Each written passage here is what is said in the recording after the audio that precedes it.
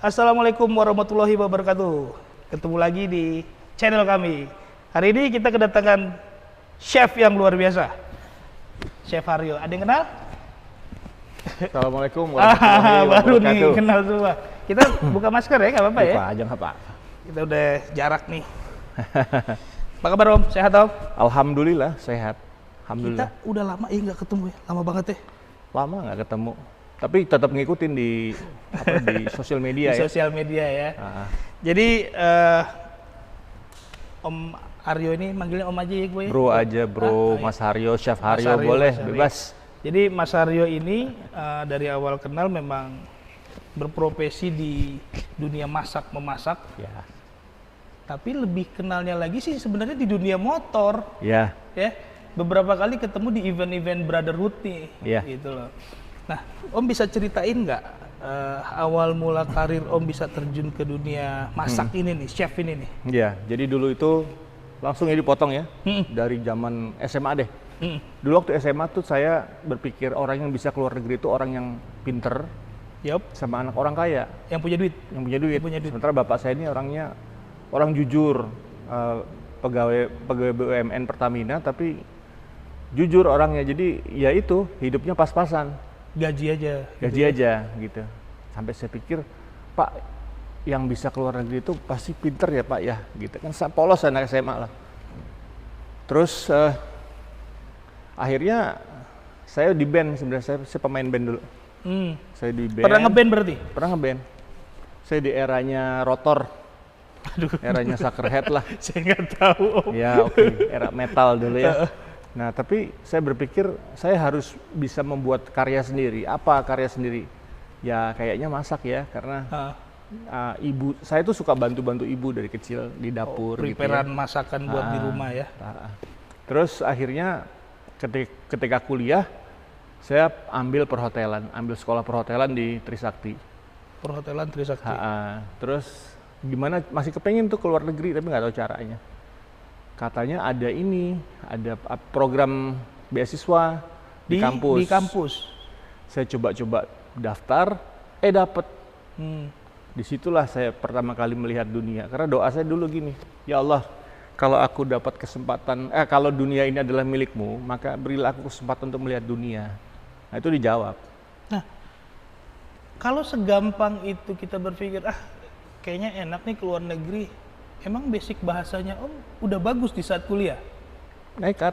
Jadi gini. Masa nekat? Serius? Iya, jadi saya bukan orang yang nerd ya. Saya bukan orang yang belajar gitu, bukan gitu. Saya orang main. Iya. Orang main gitu. Kalau waktu di Belanda nih, kita ke diskotik gitu ya. Kalau yang lain pada mabok gitu, aku ngitungin lampu sama ngitungin watt speaker, kekuatan lampunya, terus analisa SWOT, strength, weakness, opportunity, and threats. Jadi saya menganalisa sebuah usaha hotel, restoran, dan kafe. Menganalisa. Jadi saya senang begitu dari SMA, dari zaman kuliah. Jadi segala bentuk keriaan, segala bentuk hura-hura bisnis restoran, hotel, dan kafe itu saya sudah pelajari dan saya tahu membuat konsep itu. Nah itu terbawa sampai sekarang menjadi konsultan usaha. Sampai sekarang. Nah, bahasa yang belum lancar gimana? Bahasa? Kalau bahasa itu kan sebenarnya kan bahasa itu adalah jiwa ya. Ketika saya belajar bahasa Belanda, ya saya pergi ke bar, saya untuk belajar bahasa Belanda dengan berlatih. Ketemu banyak orang. Mendengarkan musik, ya lagu-lagu Belanda, mencoba untuk berani salah, ya kan? Akhirnya bisa. Berarti nggak ada problem ya? Orang yang penting berani dulu aja. Nggak ada problem. Berangkat aja. TKW itu, ya kan? Iya, semua bisa bahasa Arab. Yang lebih dari 5 tahun di sana pasti bisa. Nah itu kan contoh bahwa manusia itu beradaptasi, bro. Nah selanjutnya nih, Om udah masuk ke dunia perkulineran. Sampai akhirnya Om balik lagi nih ke Indonesia nih. Iya. Kan ke luar negeri dulu ya. Iya. Nyari pengalaman, Iya. kerja di mana-mana, balik lagi ke Indonesia dan yang saya tahu Om langsung punya program TV ya. Iya. Yang paling saya ingat Om jalan-jalan nih, Iya. tapi masak. Mm-mm. Itu gimana Om? Iya, oke. Jadi saya cerita dari luar negeri dulu, saya di Belanda 2 tahun, di Amerika 4 tahun, di Kanada 2 tahun.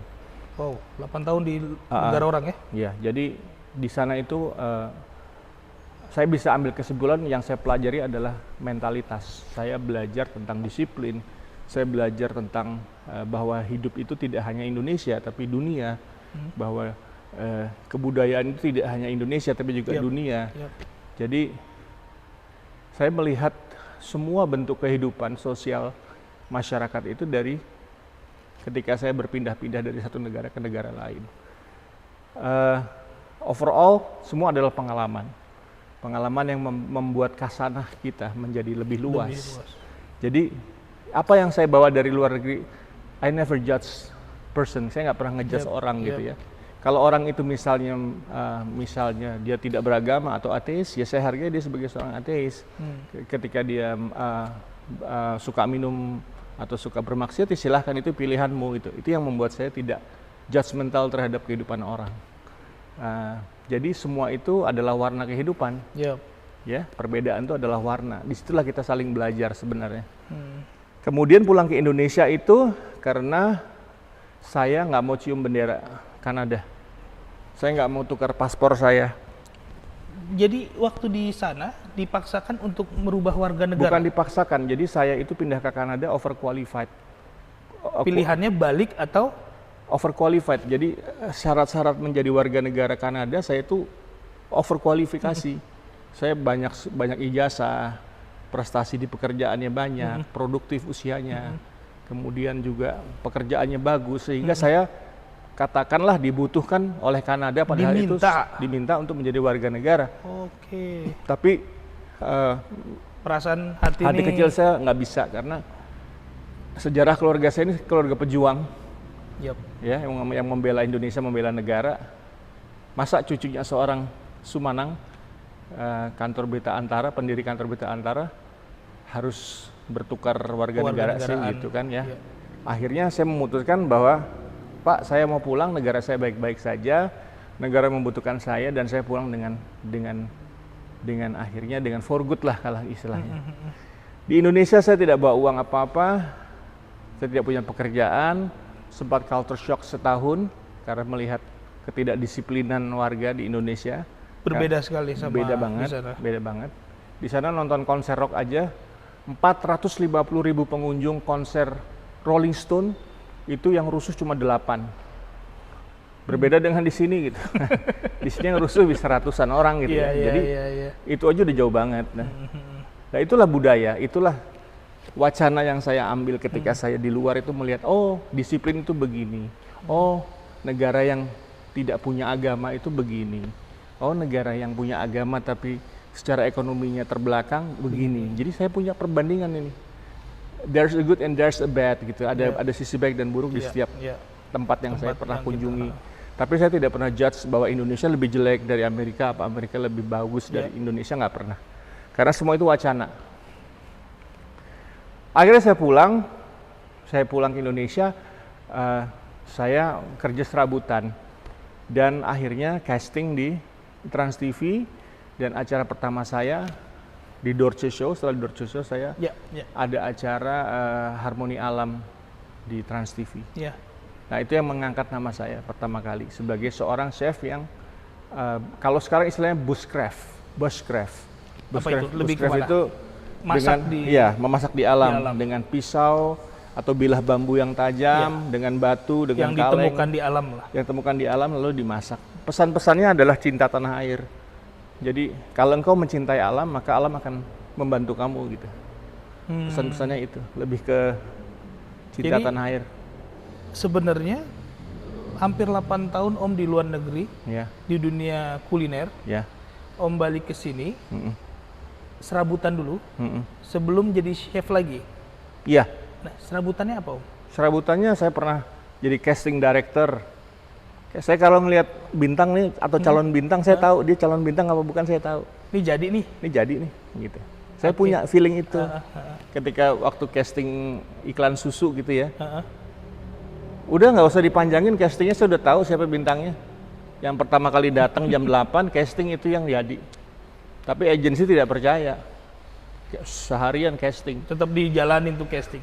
Akhirnya gagal semua. Dia lagi yang kepilih. Akhirnya gagal semua.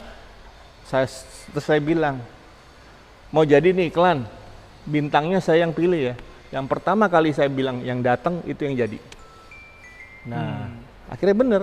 Berarti Om masuk di dunia produksian ya? Dunia production house pada berapa waktu itu. Tahun Om? Ya nggak sampai setahun sih. Habis itu langsung casting habis itu casting. Nah, kalau misalkan kayak teman-teman nih di luar sana yang pengen ikut langkah Om di dunia masak, apa nih yang perlu mereka siapkan?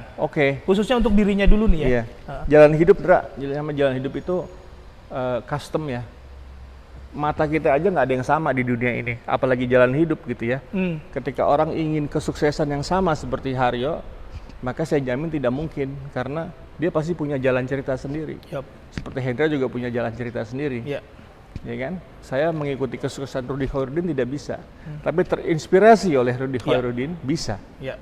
Gitu. Jadi bagi saya yang penting setia sama kerjaan, setia sama profesi, tapi jangan setia sama kerjaan. Setia sama profesi, tapi jadi jangan profesi setia saya sama pekerjaan. Iya, saya profesinya juru masak. Setia, dari dulu saya masak terus. Tapi saya tidak setia dengan pekerjaan, saya berpindah-pindah. Di situ yang membuat semakin tajam di dunia perhotelan. Tapi ujungnya kan tetap harus berhenti, Om. Tetap harus berhenti, betul. Iya, tetap dong. Iya. Makanya Om sekarang kan udah jadi entrepreneur juga nih.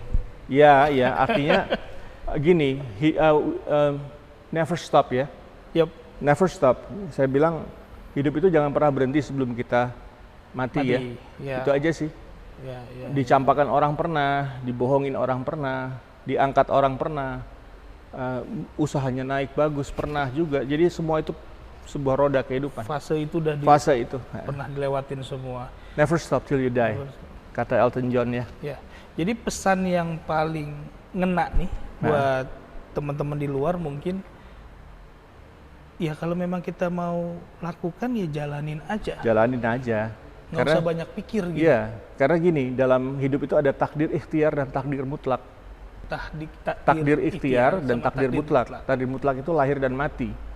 Itu mutlak tuh. Mutlak itu.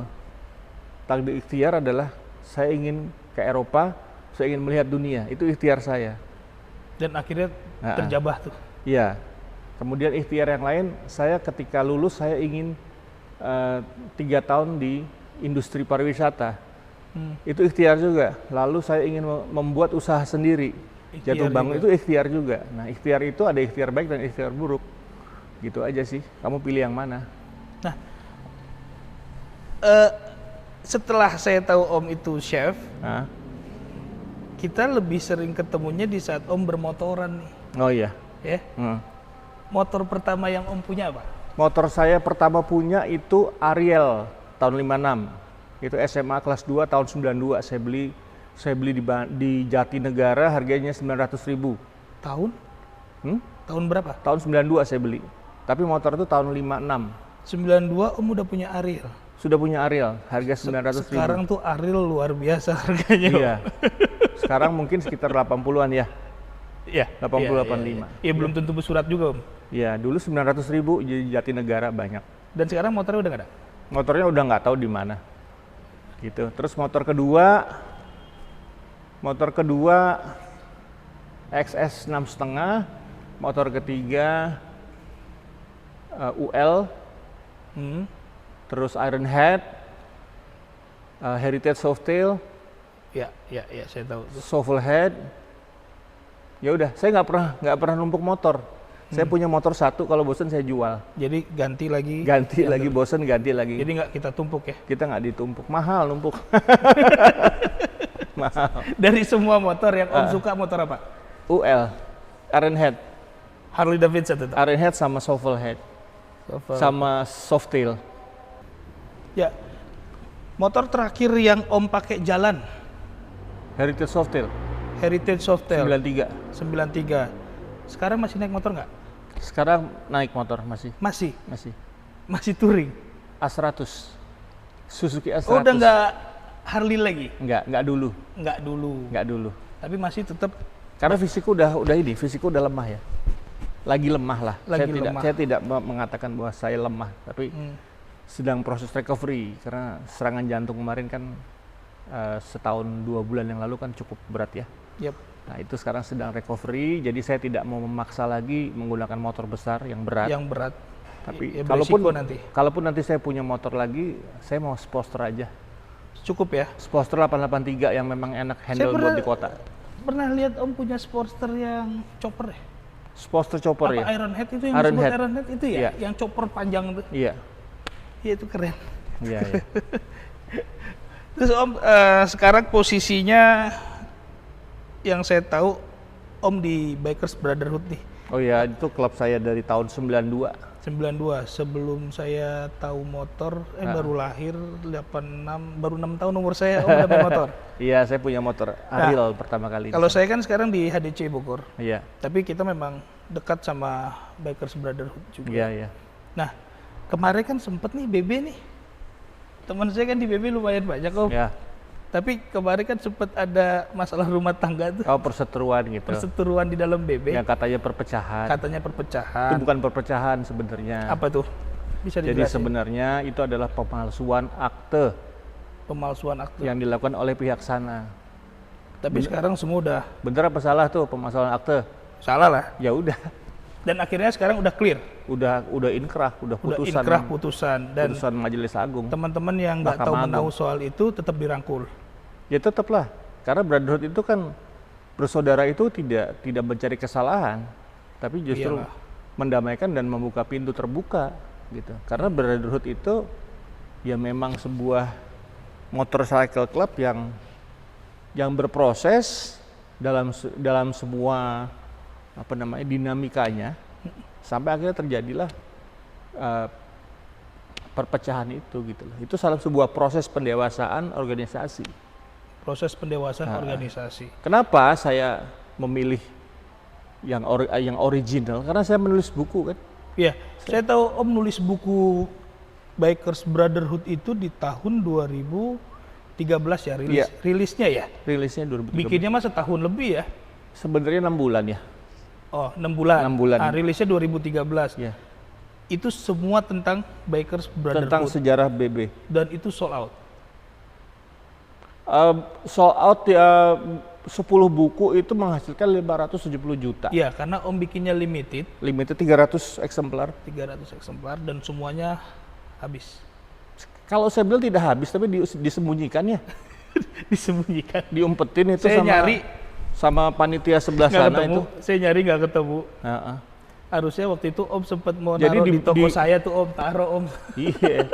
Jadi di buku itu saya tulis siapa yang pertama kali menyebutkan Bikers Brotherhood sebagai deklarator. The declarator itu siapa? Kang Bebeng. Ya. Yang memberikan nama BB, Bikers Brotherhood Motorcycle Club, pertama kali adalah Kang Bebeng, Benny Gumilar. Kenapa? Saya menulis buku, saya riset namanya. Menulis buku itu kan harus pakai prinsip jurnalis. Kita harus riset kebenarannya, gitu, keautentikannya. Ya. Ketika ada yang memalsukan akte atau berkata bohong, saya tahu ini bohong, nggak benar. Ya orang semua udah kita kupas. Ya semua udah dikupas, udah ditulis jadi buku kok. Iya, itu gitu aja udah otentik banget. Iya, aku nggak usah banyak ngomong deh. Nah, kenapa ini saya bahas juga tentang organisasi permotoran? Karena tanpa disadari Om, rezeki saya banyak lewat dari komunitas. Iya. Karena saya basic background kerjaan saya dunia custom, saya bersilaturahmi dengan banyak klub dan alhamdulillah rezeki itu datang dari silaturahmi itu. Oh iya memang. Nah makanya ini kita bahas biar mungkin teman-teman di luar sana juga, ayo kita berkomunitas gitu dengan cara yang baik. Iya. Iya kan? Iya. Benar nggak? Pilihan ada banyak, tapi jujur gue sendiri tuh pengen banget di BB tapi nggak tahu ya sempet nggak untuk ikutan prospeknya itu loh. Silahkan, gini, BB itu adalah sebuah klub motor yang menyenangkan. orang-orang yang berkumpul di dalamnya juga orang-orang yang asik, yang unik-unik ya. Iya, hampir kenal semua, hampir kenal rata-rata saya, Om. Tapi aku cuman begini sih, ketika sebuah organisasi otomotif itu sehat, kamu lihat aja saya kira kita yang ada sekarang. Ya keren, luar biasa yang saat ini. Itu sehat, keuangannya transparan, orang yang cari uang di klub juga transparan, ada sistem gaji, ada sistem prosentase, semuanya jelas. Jelas. Sekarang nyari duit di klub boleh nggak? Boleh loh. Boleh, asal jelas. Asal jelas. Akadnya jelas. Kalau yang buku 570 juta, uangnya hilang tuh, dimakan ame jin di sebelah sana itu. Nah gitu kan. Itu nggak benar. Mudah-mudahan kita semua jadi orang yang lebih baik lah ke depannya lah, ya kan. Jadi kita balik lagi, Om. Pesan dan masukan dari Om buat masyarakat 62 kita nih yang pengen banget ngikutin jejak Om dari jadi seorang chef keliling dunia, profesional di dunia permasakan, dan akhirnya dikenal luas sama masyarakat Indonesia dan jadi seorang bikers. Setia sama profesi aja intinya, sama jujur menjalani hidup. Jadi skenario Allah itu kita jalani dengan baik. Perintah-perintah Allah juga kita harus dekati, jangan dijauhi, jangan berbuat maksiat. Karena yang menutup rezeki kita adalah perbuatan maksiat.